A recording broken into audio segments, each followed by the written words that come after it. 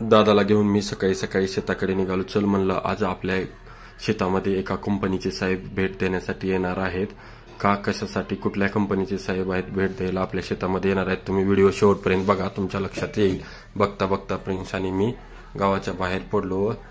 बघत बघत आम्ही आपल्या शेतामध्ये आलो. चल म्हणलं आपण आता आपली गाडी इथं लावू चिचखाली आणि आपल्या शेतामध्ये जाऊ. आम्ही गाडी लावून थोडस पुढे निघालो तर दादाला म्हणलं चल तू पण काय कर, इकडे बघ वरती आणि कॅमेऱ्याकडे बघ आणि थोडंसं व्हिडिओ मध्ये बघून घे. तर प्रिन्स कसा म्हणतो नको नको नको म्हणत म्हणत दादा बघ हळूच बघितलं आणि बघत बघत आम्ही गावापाशी आलो. गावापाशी आल्यानंतर साहेबांनी सर्व शेतकऱ्यांना गावाची व्यवस्थित माहिती सांगितली. माहिती सांगून झाल्यानंतर आज एकादशीचं औचित्य साधून आमच्या घरी साक्षात विठ्ठलाने भेट दिली. विठ्ठलाची प्रतिमा, शाल, श्रीफळ, विठ्ठलाची प्रतिमा देऊन आमच्या वडिलांचा सत्कार करणे हा क्षण आपल्यासाठी बघण्यासाठी अभिमानाची गोष्ट होती.